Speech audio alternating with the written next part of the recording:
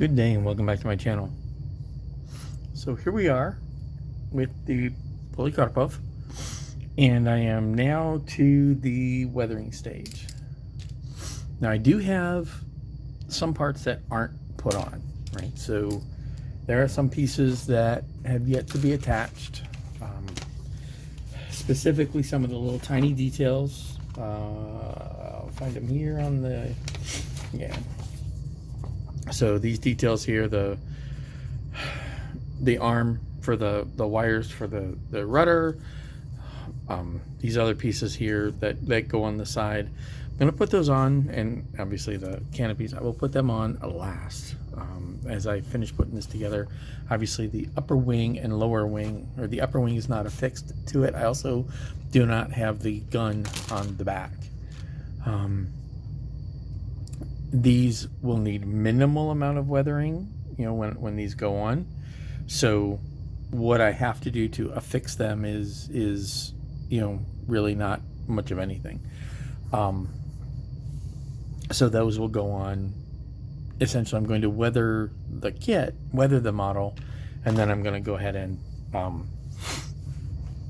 finish putting the final pieces together. I have the base camo down. I have the detailing painting down. I did do a very, very limited bit of chipping around the metal cowl here up front. Then I left everything else as is. Now, a little bit of chipping along the bars underneath. I also did, I sanded down the wheels to get a little bit of weight on look. Another little detail is it did scratch up the paint on the tail skid. So that's like not going to show, so I don't even know why I bothered, but I did it just because I felt like it. I have the bombs attached, or the bombs made. I will attach those to the underwing after I'm done with the weathering, just because that way they won't get in the way. Sorry about that. So I was talking about at one point earlier about the engine, and I was thinking it was going to be easier to go with the engine here because the cowl here doesn't fit on the aftermarket one. So then I started looking at pictures of the Polikarpov, and I saw this. Yeah, the pictures I see don't have the cowl on there. So instead of using that, I'm going to go ahead and use this because I do like the look of it. I think it looks better. I did end up using wire rod to make the valve tappets, or the valve rods, or whatever word they're called. So this I will finish putting together, and this again, when I do the final assembly, I'll assemble the it's not muffler but exhaust, there we go. So the exhaust pieces onto the back end of this. I will go ahead and rust those out a bit, just because this is a plane that isn't a show plane. It's not a, excuse me, let me rephrase. I am modeling this in such a way that it's not one of the remaining show planes, that it's, as if it's 1940 blah, and this is actually being used, and that's kind of where I'm going with this. So I will also give it somewhat of a heavy-ish weathering. There will be dirt and dust. Now I've gotten base weathering done with the paint, and you can see that where I've already highlighted the ribs and so forth, so that's already there.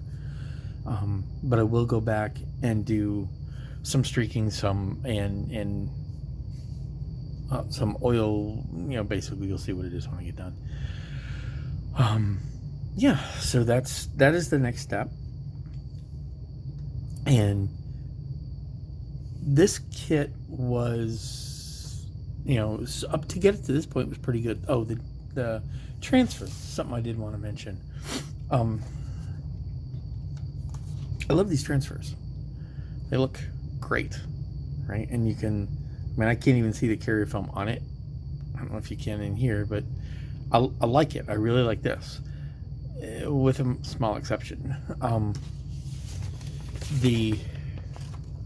This scheme has this other phrase there.